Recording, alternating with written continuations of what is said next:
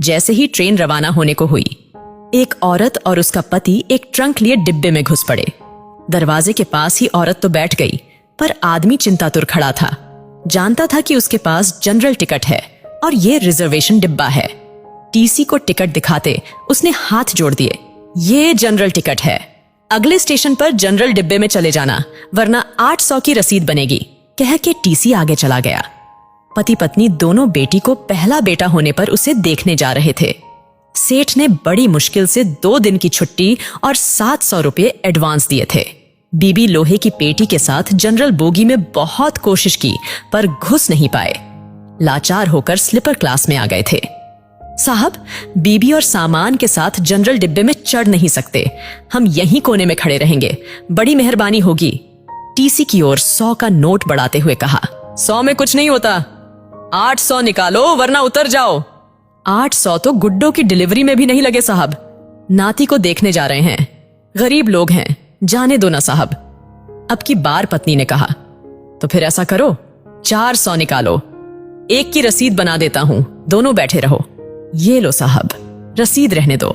200 रुपये बढ़ाते हुए आदमी बोला, नहीं नहीं, रसीद 2 बनानी ही पड़ेगी, ऊपर से आर्डर है, रसीद तो बनेगी ही।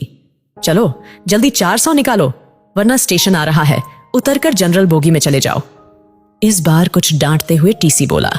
आदमी ने 400 रुपए ऐसे दिए मानो अपना कलेजा निकाल कर दे रहा हो। दोनों पति पत्नी उदास रुआं से ऐसे बैठे थे मानो नाती के पैदा होने पर नहीं उसके शोक में जा रहे हो। कैसे एडजस्ट करेंगे ये 400 रुपए? क्या वापसी की टिकट के लिए समद्धि से पैसे मांगना होगा? नहीं नहीं। आखिर में पति बोला, 100-150 तो मैं ज्यादा लाया ही था, गुड्डो के घर पैदल ही चलेंगे, शाम को खाना नहीं खाएंगे, 200 तो एडजस्ट हो गए, और हाँ, आते वक्त पैसेंजर से आएंगे, 100 रुपए बचेंगे, एक दिन जरूर ज्यादा लगेगा, सेठ भी चिल्लाएगा, मगर मुन्ने के लिए सब सह लूंगा, मगर फिर भी ये तो 300 ही हुए। ऐसा करते हैं नाना नानी की तरफ से जो हम 100 देने वाले थे ना, अब दोनों मिलकर 100 देंगे, हम अलग थोड़े ही हैं, हो गए ना 400 एडजस्ट, पत्नी ने कहा। मगर मुन्ने में कम करना। और पति की आंख छलक पड़ी। मन क्यों भारी करते हो जी, गुड्डो जब मुन्ना को लेकर घर आएंगी तब 200 ज्यादा दे देंगे। कहते हुए उसकी आंख भी छलक उठी, फिर आंख पोंछते हुए बोली, अगर मुझे कहीं मोदी जी मिले तो कहूंगी, इतने पैसों की बुलेट ट्रेन चलाने के बजाय इतने पैसों से हर ट्रेन में 4-4 जनरल बोगी लगा दो, जिससे ना तो हम जैसों को टिकट होते हुए भी जलील होना पड़ेगा और ना ही हमारे मुन्ने के 100 रुपये कम हो। उसकी आंख फिर छलक पड़ी।